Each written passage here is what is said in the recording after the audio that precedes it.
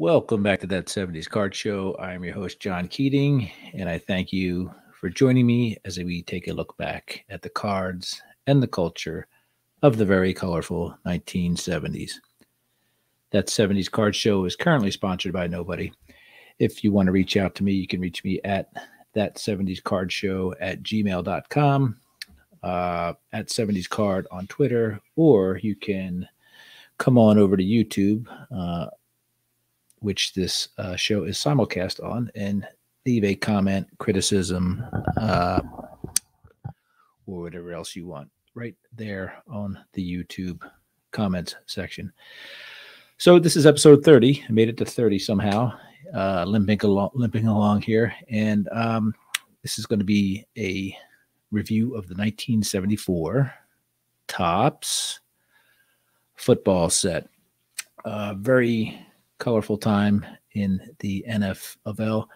And before we get to that, I want to kind of go over a few things that happened in the past week. Obviously, we had Thanksgiving. Hope everybody had a great time with family, friends, and loved ones.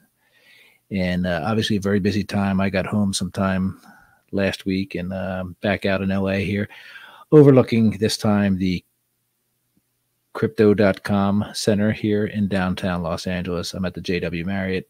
The Lakers and Clippers and Kings play to the right of me out that window. Again, the Crypto.com Center. Good luck with that name. $900 million, I think they got for that. So, wow. No big mail last week. Had a little bit of a collecting. I bought a collection for about $150. A whole bunch of stuff from the 90s and 2000s. Football, basketball, hockey, baseball. The set or the collection was all separated and labeled into little plastic boxes. It was amazing. So easy to log into my Beckett OPG. Immediately after about 10-15% of logging the collection, and I'm only about a quarter of the way through right now, but immediately recognized a sizable bump in my collection's value. So got many happy returns there. There's all sorts of stuff in there. There's some Olympic cards. There's some Olympic pins. All sorts of cool stuff. So that'll be waiting for me when I get back home, whenever that is, hopefully Thursday. I'll be done this trip, and then hopefully home for a little while. So enough about me, right? A little slow getting to this podcast. I apologize again. I traveled all day Sunday. I got to watch a little football on Sunday night. Looks like the NFL is turning into a pretty cool little league there with some parity and whatnot. And anyway, good games, doing well in fantasy, blah, blah, blah. Who cares, right? Understand. Cards, 1974 Topps football.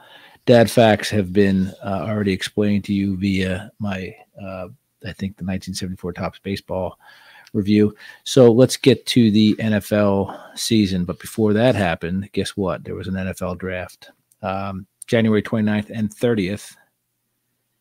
1974. So imagine a January draft after the Super Bowl, nonetheless, but still right on the heels of the Super Bowl. Started at 10 a.m. Eastern time at the Americana Hotel in New York City, New York. No television coverage per Wikipedia. And 442 total selections in 17 rounds. First selection was Ed Too Tall Jones, defensive end, went to the Dallas Cowboys. Great pick. Mr. Irrelevant was Ken Dickerson, a defensive back that went to the Miami Dolphins. Baltimore Colts in those 17 rounds. The Baltimore Colts had 25 picks. Pretty impressive. They still sucked for many years after that. Fewer selections were the Houston Oilers, had 10. They would turn out to be very good by the late 70s. So who knew? There were 6 Hall of Famers drafted that draft, and you'll find out where the majority of those guys went in a second. 1974 Pittsburgh Steelers, considered to have the greatest draft class in NFL history. They selected 4 players later inducted into the Pro Football Hall of Fame. They were Lynn Swann, Jack Lambert, John Stallworth, and Mike Webster. So imagine, bam, your wide receiver problems are solved in one draft. 5th player, Donnie Shell, was signed by Pittsburgh after going unselected, and he too was later enshrined in the NFL Hall of Fame defensive back, Donnie Shell. Closest any other team has come to this success is the draft the Cowboys had in '64, where they took 3 Hall of Famers. The Green Bay Packers also selected 3 Hall of Famers in 1958. A little easier back then: Jim Taylor, Ray Nitschke, and Jerry Kramer. So I give all props to Pittsburgh for doing that in the '70s. Houston Oilers had the first pick in the '74 draft based on their one-win record in '73. However, they traded that first overall pick as well as the first pick and 3rd round, number 53 overall, to the Dallas Cowboys in exchange for defensive end Tody Smith and wide receiver Billy Parks. Dallas used those 2 picks to select Too Tall Jones and quarterback Danny White. Danny White would be a perennial backup until Roger Staubach retired. Give me 1 second. And so that was Danny White. I don't know. I think Danny White punted. I don't know why I think of that. So maybe somebody can write into me and tell me that Danny White punted at one point for the Dallas Cowboys as well. So this was the first draft since 1938 not to have any quarterbacks taken in the first round, and one of only 5 altogether. Along with 1988 is the only draft where no quarterback was taken in the first 2 rounds. And 1974 is generally regarded as one of the worst quarterback draft classes of all time, with only Danny White, the first quarterback taken, with the first pick in the 3rd round, and 4th round pick Mike Borriella reaching the Pro Bowl. And even Borriella was out of the NFL by 1978. So that was that for the NFL draft. Kind of eventful, yet not eventful if you were looking for a quarterback. Let's talk a little bit about the season as a whole. A '74 season was the 55th regular season of the National Football League. Season ended with Super Bowl IX when the Steelers defeated the Minnesota Vikings. Players held a strike from July 1st to August 10th.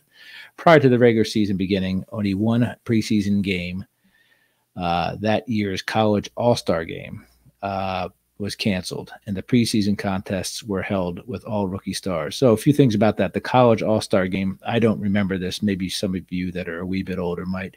It was called the Chicago Charities College All-Star Game. It was a preseason American football game played from 1934 to 1976, except for '74, between the National Football League champions and a team of star college seniors from the previous year. It was also known as the College All-Star Football Classic. Wow, that's pretty cool there, huh? So I hadn't realized that the champions played a team of college all-stars from the previous year. Also, touches on that strike there. There was a strike during the preseason.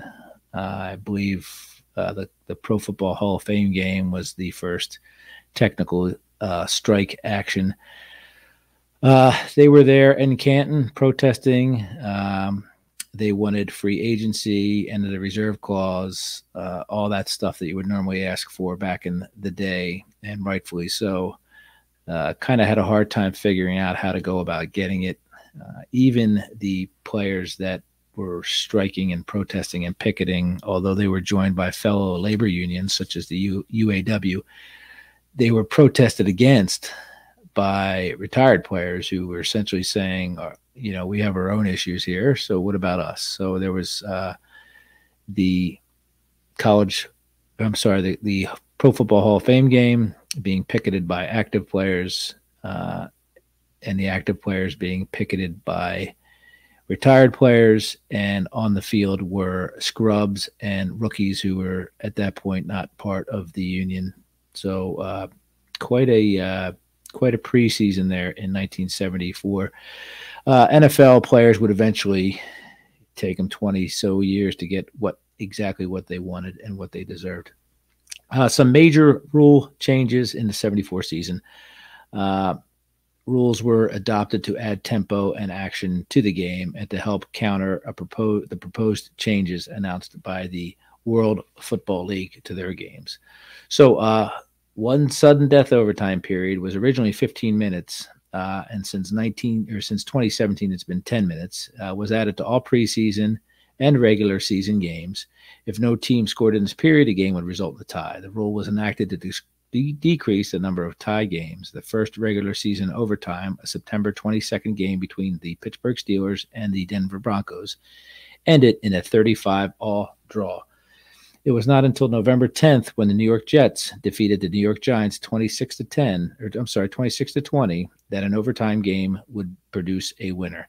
Since 2012 season, teams each got one possession to score unless the first possessing the ball scores a touchdown or yields a safety. It's hard to believe it's been about 10 years since that was enacted. Goalposts were moved to the end line from the goal line, where they had been since 1933. This was to reduce the number of games being decided by field goals and to increase their difficulty. I'm all for that, right? As well as to reduce the risk of player injuries. They were last placed there from 1927 to 1932. I think I grew up in an age, even though I was 6 years old back then, that I don't remember players running into the goalpost, but I could sure see that happening right there on the goal line. Imagine your ball at the very center of the field, about the 1 yard line, and there's a goalpost there. Not sure what they did in that case. Missed field goals. The defensive team takes possession of the ball at the line of scrimmage or the 20-yard line, whichever is further from the goal. So we're used to right now where it says since 1994, that reference to the line of scrimmage was changed to the kicking spot, which is what we're accustomed to now, which is usually 7 yards behind the line of scrimmage. Plays a lot into the strategy of kicking a field goal or punting. That 7 yards really is a big deal. But there was a time when, if you missed a field goal from the 20-yard line, that's where you'd get the ball as the opposing team. Kickoffs were moved to the 35-yard line from the 40-yard line to reduce touchbacks, promoting more excitement with kickoff returns through 1993 and since 2011. From 1994 to 2010, the kickoff was moved further back to the 30-yard line. Punt returns. Check this one out. Members of the kicking team cannot go beyond the line of scrimmage until the ball is kicked,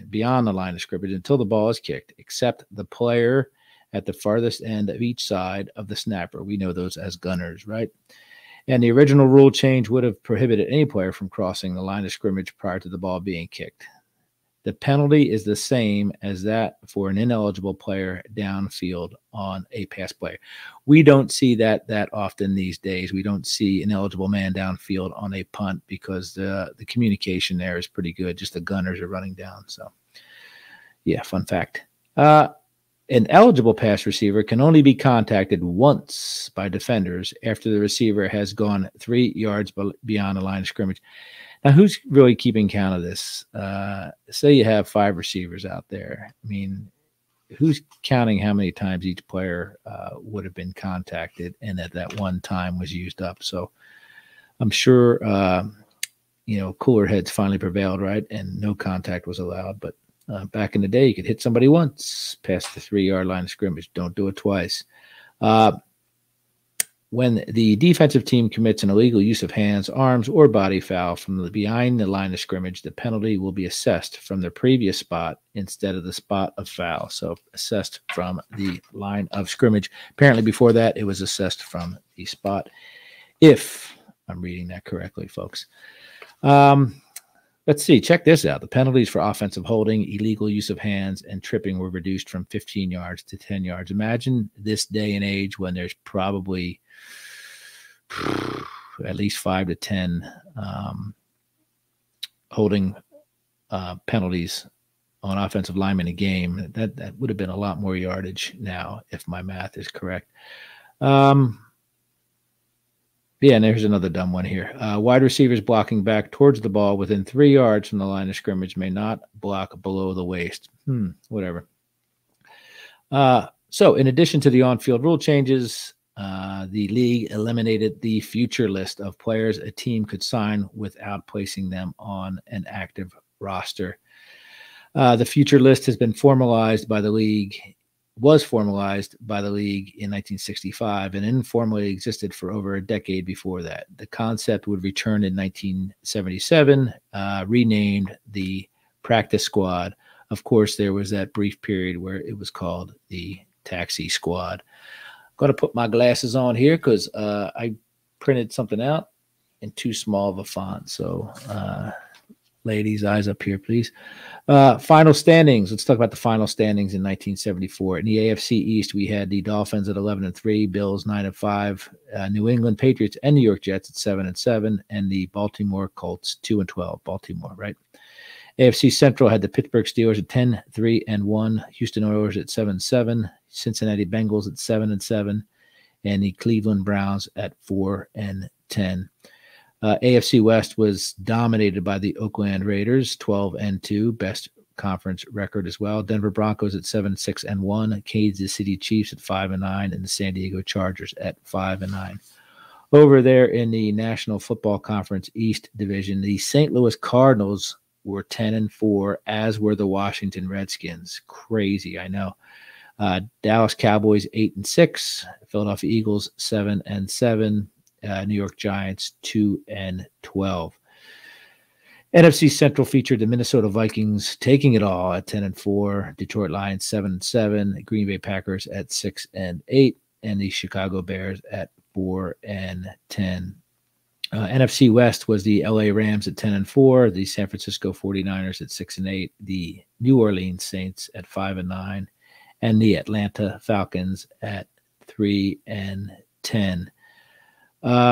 Hey, back to the Jets there. They started out 1-7 and finished 7-7. So good for them. Good for you, New York Jets. Just thought I'd put that out there. Let's talk about tiebreakers. New England finished ahead of the Jets in the AFC East based on a better record against common opponents, 5-4 versus the Jets 4-5.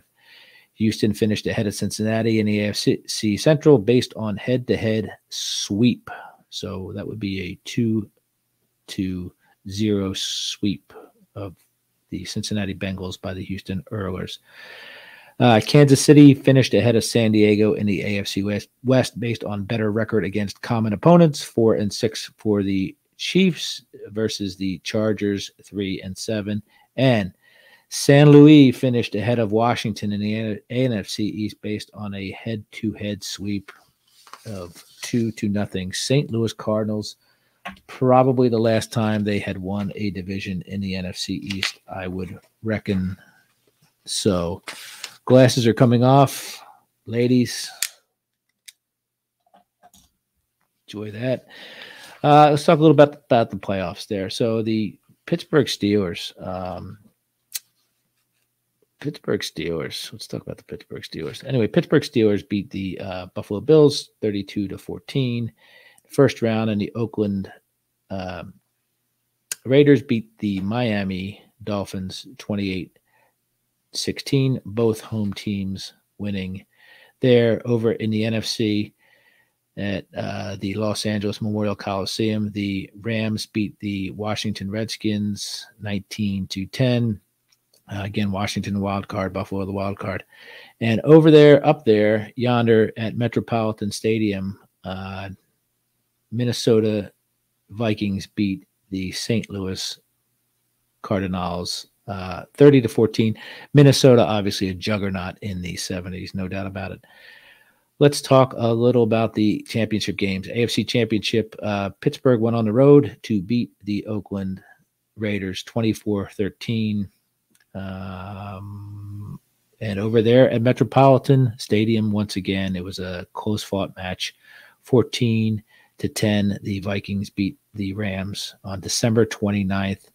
Must have been a shock to the system for those Rams players. Super Bowl 9, Tulane Stadium on January 12th was the Pittsburgh Steelers beating the Minnesota Vikings 16-6, of course. By the end of the decade, the Steelers will have won 4 Super Bowls, and the Minnesota Vikings will have lost 4 Super Bowls.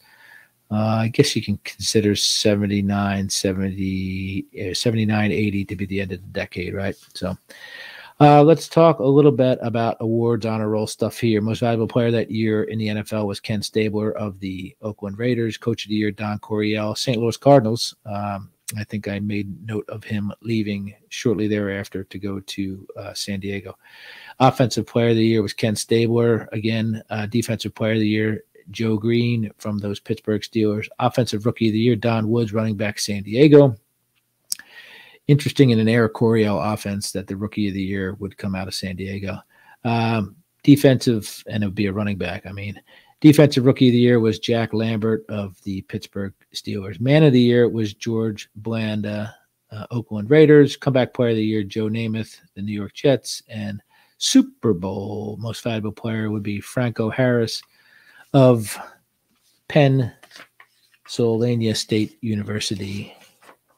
Happy Valley.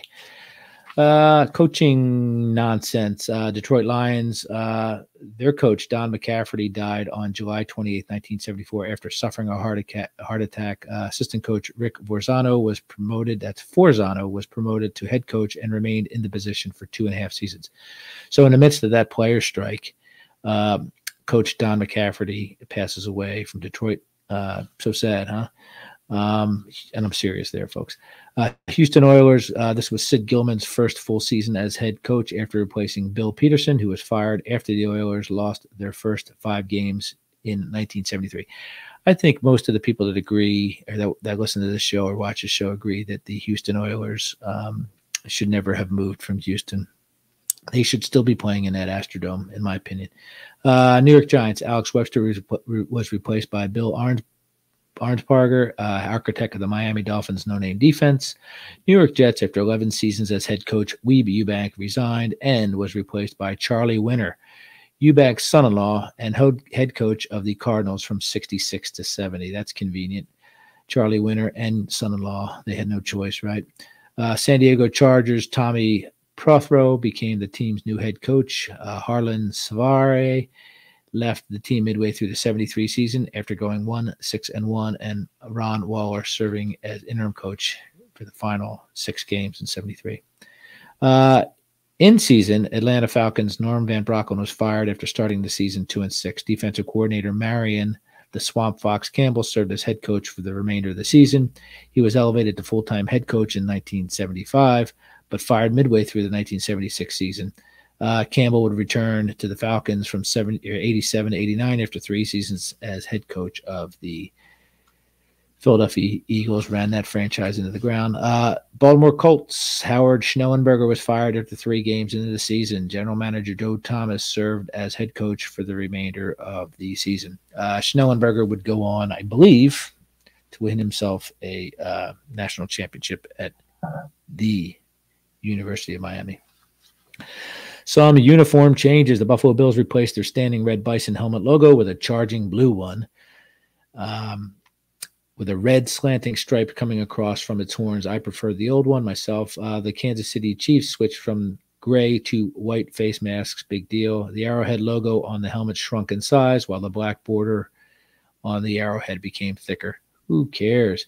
Miami Dolphins modified the helmet logo, get this, so that the sunburst was centered on the Dolphins' body instead of its head. Several players wore this logo during the 1973 playoffs and Super Bowl VIII. That makes no sense. So only a couple players wore it the previous season. This is a biggie. Philadelphia Eagles switched from white to green helmets and added sleeve stripes and trim to the numbers. Pants changed from white to silver. I actually like both uniforms. I like the white helmet, and I like that old Kelly green helmet. We don't have that in Philly anymore. We just have midnight green. Should be gone with that hopefully soon. San Diego Chargers introduced new uniforms, changing their primary color from sky powder blue to royal blue. The helmets were also changed from white to royal blue, and the players' numbers on its sides were removed. In addition, the face masks were switched from gray to yellow. Other than the Kansas City Chiefs and the Miami Dolphins, which I didn't care about their uniform changes at all, I think the other 3 made big mistakes. And then there's one more. the Chiefs and the Chargers were the first teams in the NFL to wear face masks in a color other than gray. So a little bit of progress there, I guess. Then later on in the decade, the Steelers would go to all black face masks. Face masks were kind of cool in the 70s if you're into that kind of thing. So let's talk about 1974 Topps football.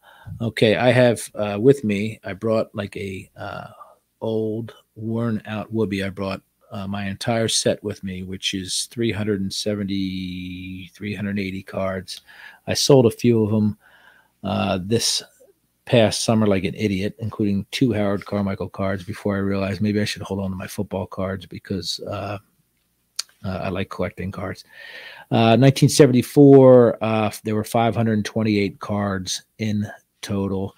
To buy these bad boys, you take a trip to any old store, right? And they weren't choosy about who sold these things. Convenience stores, gas stations, supermarkets, department stores, all that jazz. So wrappers were kind of funky, a nice little green, mango green maybe, big old football with a football and that old school Topps logo on the front of the wax pack.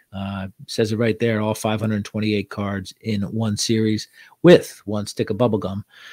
And the back of the wax pack featured an action poster that you could send in for probably a wrapper and maybe $1.50, $2.50, and they'd send you something back.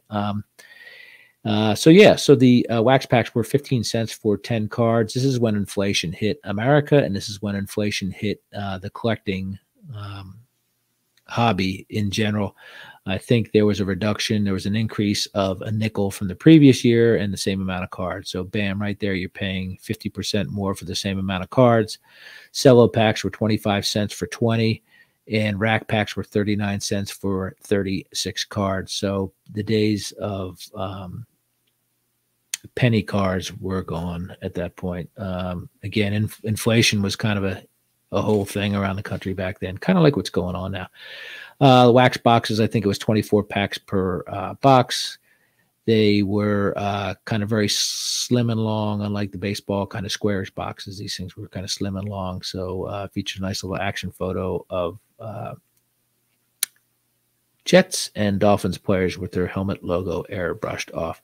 If you're watching on YouTube, you can see all that stuff. So pretty cool stuff there. No factory set, which 74 Topps Baseball had sold factory sets through JCPenney. Factory sets, again, would not rear their head until probably the 80s, early mid-80s, as far as I remember. No league license this year.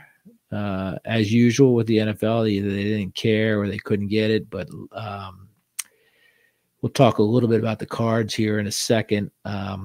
They had the player's license, obviously, but no league license. 528 cards again, and 132 rookie cards. And again, with the NFL and NBA, the rookie cards were really maybe second, third-year cards due to the draft. Even though the draft was held in January, still couldn't get their act together. All right, let's talk about the front of the cards, 2.5 by 3.5 cards here, as usual. For the most part, if you look at the screen there on the bottom, kind of leftish, I brought up a nice little picture of a punter. It's Jim Bakken, Bakken. White borders around. The picture is framed by a goalpost, a colored goalpost that drops down into a kind of a bar across the bottom. The bar across the bottom features the team name and a color not associated with the team. So it just says the team name, no city name on the front of the card, player name to the top left of that bar, and to the top right is the player's position. No logos on the front, no Topps logos, no team logos either, because again, these were unlicensed cards. So the All-Pro cards featured black borders with a little bit of a piping around them as well. A completely different design than the regular cards. Actually, I have up here a Fran Tarkington card. Top of the card, dominated by black, the top of the card and pretty much around the border. All-Pro, it says in red letters. Quarterback below that. Vikings to the right of quarterback. Nice little action shot of Fran Tarkington. Not all pro cards were action shots. And then across the bottom, the name of the player right there. There's an O.J. Simpson card, which is #1 card in the set, highlighting his record-breaking season as the single-season rushing yards leader. Kind of an interesting card. Looks like a little, like maybe a Moroccan mosaic. I don't know what the premise of that is, but it looks nothing like any other card in the set. It says O.J. Simpson, all-time single-season rushing leader. Checklist had a couple different colors on there. They were green with yellow, little boxes on there that featured the number, the little box, and the player's name, front and back. Again, the checklist information on there is surrounded by a goalpost. It says checklist. It says cards, whatever, 1 through 132 or 397 through 528, something like that. And the bar at the bottom says 1974 football. A couple different colors here. There's the green and the yellow, like I said, and there's a light blue with black lettering, and a little bit different. Same concept though. There was also inserted in there was team checklists, which don't really have a numbered, but they're listed on Beckett as in alphabetical order. I have the Chargers team card up here. Has the team members from the Chargers, again, number, checklist, name, uniform number, and I believe it has the college on there, or maybe position. So can't see it right here. I should probably look. It's right next to me, huh? Silly me. So let's look at this one. This is the Saints. So it has the position number. So card number, checklist box, player name, in alphabetical order. Don't know why they wouldn't do it in card order. Uniform number and then position.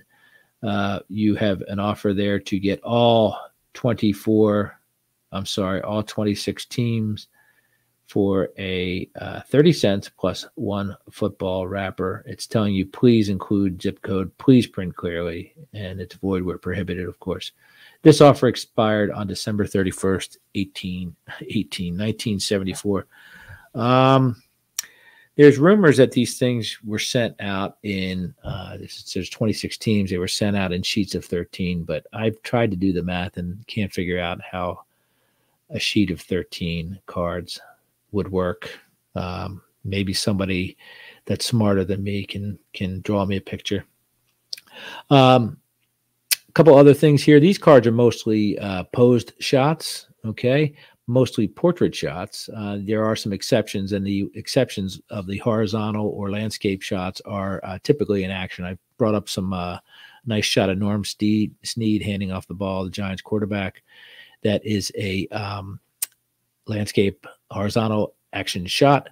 There are some, the NFL leader cards are, of course, landscape featuring the best from each conference. The one example I have here is the 73 NFL passing leaders featuring Ken Stabler and Roger Staubach. And one of the, I think the NFC playoff, AFC playoffs and championship games cards are landscaped and feature action shots. The Super Bowl card, I believe, was a portrait shot. It gets a little glitzy there in the postseason cards, just little dots making up the goalpost, little stars, I think. So they kind of jazzed that up a little. So again, most of these cards are posed. Most of the players are posed without helmets, obviously. There is the typical sideline shots of players on the bench or, kind of in action, live action, but not really in-game action. And then there's a few of these real game action shots. Airbrushers obviously out for the action shots or any helmet shots. So if you look close, you may see a little smudgery. So that's the front of the cards, right? Back of the cards. So listen, I don't know what they were thinking here, but the back of the cards were a little crazy here in 1974. I'm going to flip a page here, even though I could probably work off my screen. I'm going to use the notes because I prepared them. So there's a yellow and gray backing, a little bit of black and a little bit of blue too, I think. Very busy card, 1974 Topps football. Most of the player cards are in portrait, even if they're in the landscape on the front. There's a football in the upper left that encompasses the card number in the set. I have Roger Staubach up here as a tribute to him. Has that football, that card number. It has his position, his full team name, the Dallas Cowboys, height, weight, birthplace, college, and his home. Again, I'm a little partial. I like home and hometown. I guess that matters more in baseball where the players are a little more exotic. So, but I prefer home and hometown, or place of birth and hometown. I'll get off my soapbox. Upper right features a blurb with a cartoon of the player. One of the players apparently likes to play paddleboard. It's not Roger Staubach, but I do remember that from looking at the back. So about a third of the way down on the card in bold letters is the name Roger Staubach, or the player's name in bold and in all caps. Underneath that is a bio, a quick bio of the player. And underneath that are the previous season stats with lifetime stats. We have attempts, completions, yards, and touchdowns for Mr. Staubach. Obviously, players, defensive ends and offensive linemen and stuff like that, without stats, it'll be a little bit more of an expanded biograph. Right there in the middle of the card, middle third. So that takes us to the lower third, which is a bit of a disappointment. The lower third of the card features a Topps game. Topps had been in this business for a very long time, and they had subsets that were Topps game, 68 Topps game. We love that subset, right? Baseball. So there's a whole thing here about football game, and the bottom third of the card takes up this oval stadium. It says football game, and it has a play that happened, whether it's a pass, a run, a gain, a loss, whatever. It also has a field goal good. So not a big fan. Thought it was a waste of space, waste of time. Could have been used better with a little more thought. So the bottom of this card has copyright TCG,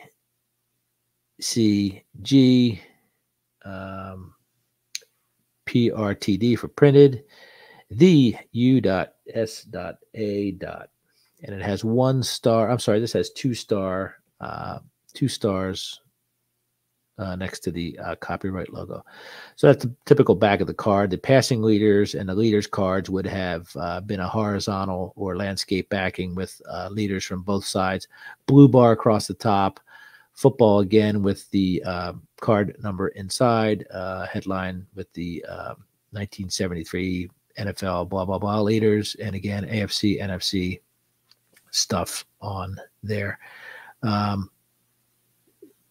I've included the back of the team cards. Now the team cards, the team checklists, like I said, there's no team cards on this thing. The team checklists that you could either send away for or came in every pack. Actually, I think that's where they slapped the gum on as well, which is kind of beneficial. I'm not sure if you'll see a lot of gum stains or wax stains on this set because of where this team card came.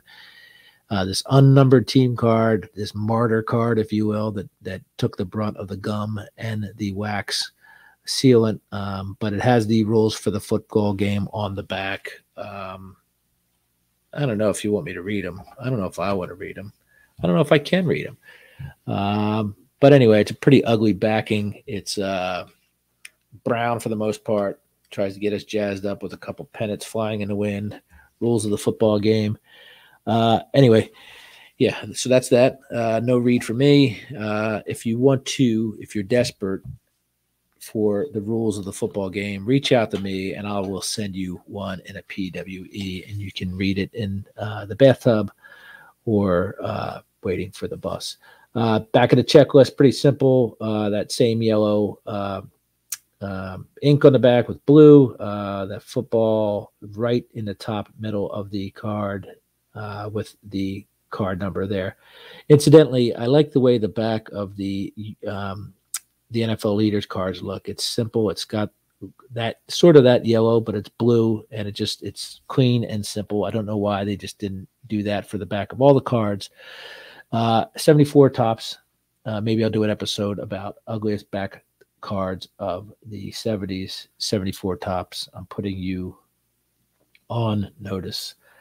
So anyway, if you haven't already looked it up, it's Ed Too Tall Jones. I'm sorry, Ed Buddy, Budde, who likes to play paddleball.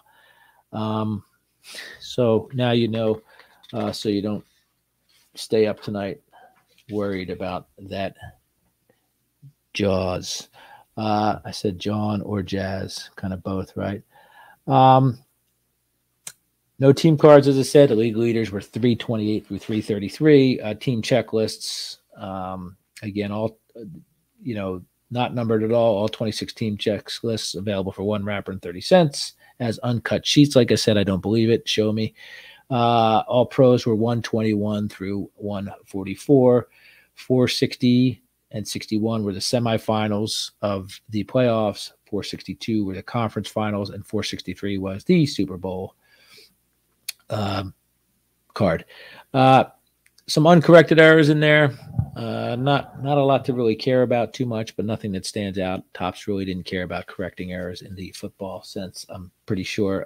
No rookie designation on the cards. Again, the rookies were kind of even rookie cards were 2 second, third-year players due to timing of the NFL draft and how long it took to get their act together to print this set. There are some variations from the 1974 Parker Brothers Pro Draft football game that used similar fronts, but I believe there are 1972 stats on the back. And they kind of look the same. I think they can be differentiated by the amount of stars on the back by the copyright. So go find out for yourself. I don't know what the value is, that stuff. I kind of didn't do my job here. So let's talk a little bit about the set price, shall we? Value of this thing here. Total value of these 528 cards would be $794.35 with an average value of $1.50. Again, 528 cards, 132 rookie cards. Complete set will run you $175 to $300. Commons about a quarter to 60 cents. Yada yada yada. This information is from up to date from the Beckett Online Price Guide, of which I am a subscriber, but not paid in any way. Maybe someday, right? Let's talk about the top 5 players of this set, which I call the top 5-ish because obviously some share value. Terry Bradshaw and Roger Staubach, $12.50 to $25, depending on your conditions. The Simpson is an uncorrected error. Text on the back says 100 years, but it should say 100 yards. So that's an uncorrected error there. $10 to $20. This is his card number 1, signifying his record-breaking season. Rookie card for Ahmad Rashad, $10 to $20. Ray Guy's rookie card, $10 to $20. John Hanna's rookie card, $10 to $20. Kind of odd for a lineman, but John Hanna was all world at line. And Ken Stabler, your MVP, was $10 to $20 US dollars all by himself. Let's talk about the rookies, since we already kind of let the cat out of the bag with a few of these. The Ahmad Rashad card, 10 to 20. Ray Guy, 10 to 20. John Hanna, 10 to 20. Like we said, Harold Carmichael, even though he's listed as an All-Pro with the All-Pro card right there, he is 6 to 12, and that is his rookie card. Strange being an All-Pro, yet having a rookie card, I know, but that's the way it works. Now, I'm going to need a little help with card number 183, Joe De La Maillet, I guess. $6 to $12. Buffalo Bills. I can only guess he was a lineman. So I'm not sure what his I'm not sure why he was worth so much, but he was worth so much apparently. So big mystery to me, to tell you the truth. So let's get to the judgment zone, shall we, everybody? I know some of you stayed up late to get here. I judge. Look at this face. Nobody's got a rougher looking face than me. Nobody's got worse hair than me. Nobody's got worse teeth than me. So I shall judge everybody accordingly. So the good. A lot of good here. Dan Goich, right? Defensive tackle. The dude has kind of like a sort of shaved head, like maybe we didn't quite finish the job, but a big old band-aid right on the forehead. He looks like a modern day Gronk. Um, I truthfully, I love it. I think that that's what the 70s football is all about. And I applaud Tops for showing us that in the flesh, right? So, pretty big fan of the 1974 Tops Dan Goich card. All right. I have decided to put a big old bottom right corner Johnny Unitas card on there. Johnny Unitas still looking spectacular. His hair's grown out for him. Still looks like a pretty conservative haircut, Richie Cunningham type haircut. But remember, Johnny U went flat top for many years, if not decades. So this is Johnny Unitas in a Chargers uniform. Last couple of years, he was in a Chargers uniform, 73 as well. This is his last card as an active football player. Still a handsome lad, still ready to throw that football. Still wearing that 3/4 length football jersey. Another card from I remember vividly from my childhood is Mercury Morris, running back from the Dolphins. Great pose, all sorts of stuff going on there. Loved that pose. Vern Winfield, it was a guard with the Eagles. I've never seen better hair in my life on any man or woman, and hats off to him. I don't know how he put that hit in a helmet, but he got it done, I guess, week in and week out. Larry Brown, running back for the Redskins, just a typical two-barred face mask, sideline, throw the coat over my shoulder pads, single strap on the helmet, and a little tiny Dixie cup, right, like he's taking his meds. George Hunt, kicker with the Colts, just a great shot of action, cruddy up field. You got your guy holding your football for you, and hopefully George Hunt's putting it through the uprights right there. And, of course, Jack Reynolds from the Los Angeles Rams, kind of squirting himself down with one of those old school bendy straw water bottles that was prominent, and sideburns growing down to his neck as well. We're going to get ourselves over to the bad section of town here. There's a few guys here that, not horrible, but this is kind of the 70s right here. Craig Clemens, safety with the Bears, man, blew his hair out a little bit right before the picture, and I think he was pretty happy with the results. I tend to think maybe not. Maybe the helmet should have stayed on or opted for a different look. Terry Henratty, quarterback for the Steelers, possible drunk uncle, possible stepfather kind of vibes there. We don't know whether his hair is parted in the center or parted to the side, mustache going everywhere. So that's Terry Henratty, quarterback for the Steelers. Bob McKay, tackle for the Browns. He's definitely got a side part going. Interesting look. Shoulder pads look like they're made out of plywood, and he's ready to kick some 70s butt right there for the Browns. And Joe, do you really trust a guy who has 4 consonants for his as the first 4 letters of his last name? Joe Schmeising, defensive end for the Colts. Joe looks like he's about 22, but his hairline looks like it's about 62. So as a balding man myself, I understand Joe Schmeising, but still maybe you could have used even like maybe just like a beanie or a visor maybe for this picture. So I apologize to you, but welcome to the club, even though it happened about 20 years sooner than it should have. Let's get on to the ugly here. Again, where do you start in the 70s, especially 74 here? But first of all, I think the worst rookie card in the history of rookie cards is Ray Guy's Raiders card. There's 2 guys a lot closer to the camera lens than Ray Guy. Ray Guy is at least 50% hidden by a couple fellas, and it kind of blends in with the crowd back there at the Black Hole in Oakland.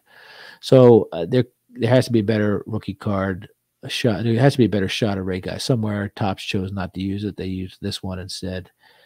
So the ugly part is on Topps, not necessarily Ray Guy. Couple drunk uncles here for sure. Ken Amon is the center from the Rams. Pat Toomey is defensive end for the Cowboys, and Ken Burrow, wide receiver for the Falcons. Listen, I was born about 15 years too soon, maybe 20, because I would have been a stud. If these guys were in the NFL, I would have been a stud. And trust me, I'm nothing to look at, but I just don't see how these guys were professional athletes anywhere, anytime. And Wally Chambers, defensive tackle from the Bears. It looks like he's wearing a baseball cap made of hair. I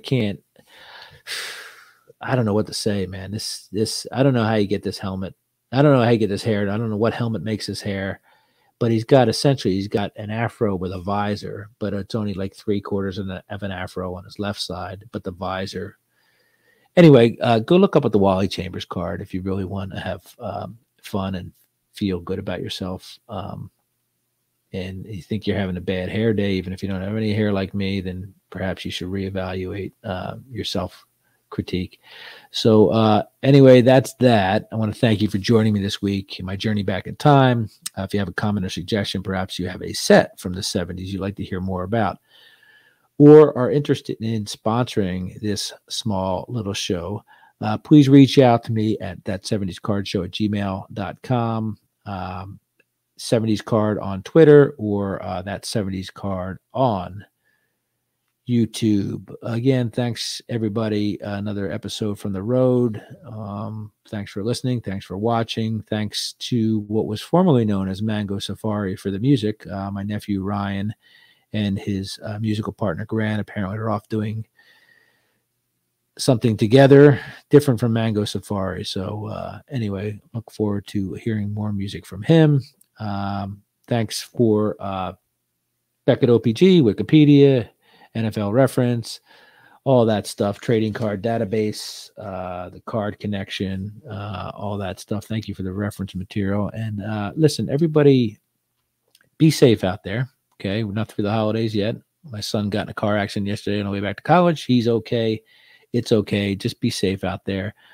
No fighting over parking spots at the mall. And take it easy on the eggnog. That's a lesson I really needed to tell myself and write myself a little note for the upcoming Christmas holiday. So anyway, take care, everybody. Thanks for listening. Enjoy your collection, enjoy collecting, and enjoy that great hobby content out there. Bye-bye.